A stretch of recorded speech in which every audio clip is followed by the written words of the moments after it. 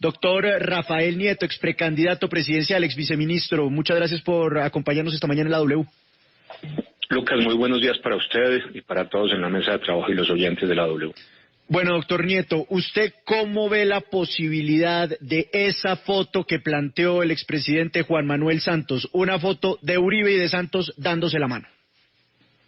El problema no es la foto, ni es que se den la mano. El problema es que aquí tenemos, primero, los resultados de un acuerdo mal filmado que termina por impulsar el narcotráfico a estar como estamos hoy, inundados de coca, por un lado, y por el otro, un sector de izquierda radical que ha tomado la decisión de enrarecer la calle, de dañar la gobernabilidad, porque cree que eso le sirve políticamente, tanto para castigar al gobierno y a la coalición que lo rodea, como para que su discurso de resentimiento, de lucha de clases, de señalar a los ricos, de culpar al establecimiento, tenga un terreno fértil donde sembrar y cosechar mejor que el que tiene antes.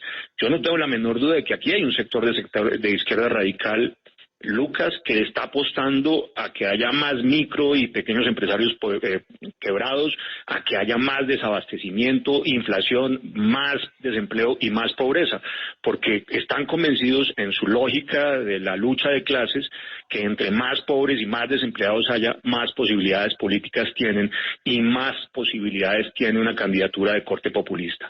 Ese es el problema de fondo, no el que se den la mano Uribe y Santos. Sí, pero ¿no le parece a usted, doctor Nieto, que sigue de pronto en un discurso de odio, de diferencias, pues con el proceso de paz, pero ¿no le parece que eso infunde, pues, incluso más diferencias en la gente en la calle, más separación, más polarización, etcétera? ¿Pero quién es el del discurso de odio? Pues Petro es el de discurso de odio. Usted está hablando de nuevo de lo que para usted dejó el proceso de paz. Entonces yo lo veo con de nuevo un discurso de diferencia, de polarización. Señorita, déjeme precisarle. Una cosa es tener diferencias y otra cosa es un discurso de odio. Son cosas completamente distintas y usted no debería confundirlas. Por supuesto, aquí hay unas personas que estaban a favor del proceso de paz y otras que estaban en contra. Y esa diferencia se va a seguir manteniendo. Entre otras razones, porque para imponer el proceso de paz vulneraron la voluntad de la mayoría que se expresó en el plebiscito.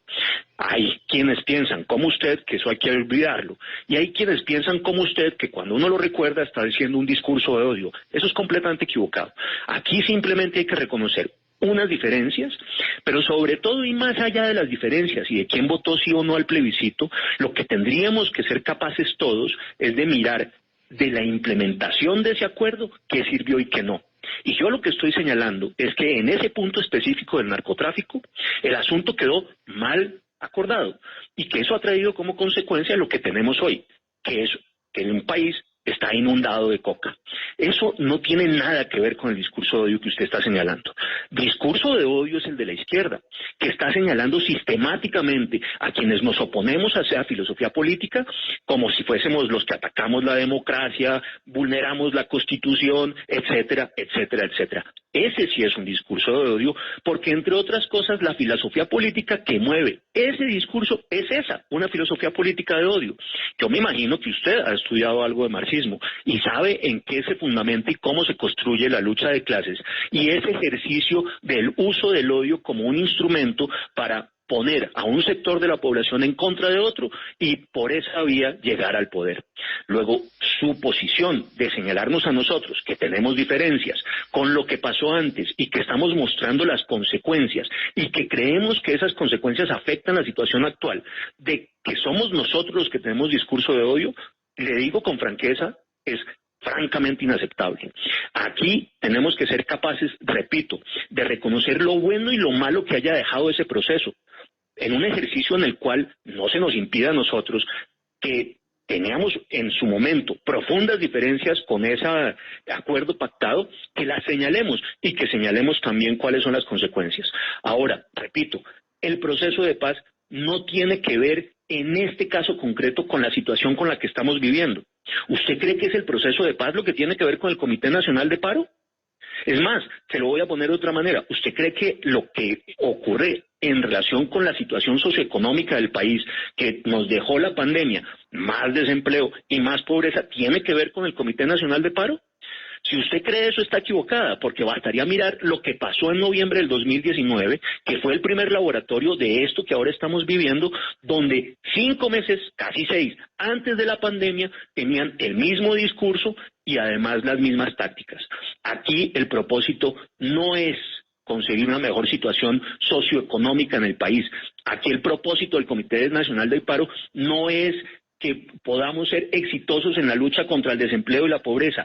El discurso del Comité Nacional de Paro y de esos sectores de izquierda radicalizados es un discurso de carácter político y tiene una función política y no deberíamos confundirnos. Esa función política es, por un lado, erosionar al gobierno y la gobernabilidad, por el otro, calentar la calle y finalmente, y lo repito y lo digo expresamente, que haya más pobreza y más desempleo, porque están convencidos de que entre más pobres y más desempleados haya para el proceso electoral del 2022, más posibilidades de éxito tienen. Doctor Nieto, yo he escuchado su respuesta y respeto sus argumentos, pero no entiendo por qué tuvo que descalificar 7 veces a María Camila por hacerle la pregunta. Julio, se lo voy a decir, porque es que María Camila no puede empezar su intervención diciendo que lo que yo he afirmado es un discurso de odio. Eso no tiene ningún sentido ni tiene ninguna lógica. Entre otras razones, porque no había nada en lo que yo hubiera expresado que reflejara odio o lo que ella llama el discurso de odio. No, es que de mire, manera que me parece que ciertamente es equivocada esa aproximación. Yo creo que el equivocado es usted porque es que yo no lo afirmé. Yo se lo pregunté. Yo le dije, lo que usted está diciendo no es un discurso de odio que además genera más polarización en la calle. Eso fue lo que yo le pregunté. Y usted no me tiene, yo creo que mandar ni a leer ni a estudiar, señor. Porque es que yo tengo los suficientes argumentos para usted preguntarle si esto que me está diciendo no genera más separación en la calle. ¿Es solo eso? Yo no lo creo. Yo creo que lo que genera más separación en la calle son posturas como la suya y esas preguntas que, aunque usted diga que no, están afirmando en el fondo que lo que yo estoy diciendo es un discurso de odio. Y yo creo que todos los oyentes lo reconocen. Y aunque usted esté tratando de matizar ahora su, repito, supuesta pregunta, en realidad está afirmando lo que está diciendo. Está diciendo que lo mío es un discurso de odio. Y no hay tal discurso de odio. Aquí tenemos que aprender a vivir con las diferencias, con las distintas posturas y saber poderlas tramitar de manera democrática, argumentadamente. Pero usted no puede, ni en el supuesto ni en la pregunta, partir de la idea de que porque yo manifiesto unas diferencias estoy teniendo un discurso de odio. Eso es claramente inaceptable.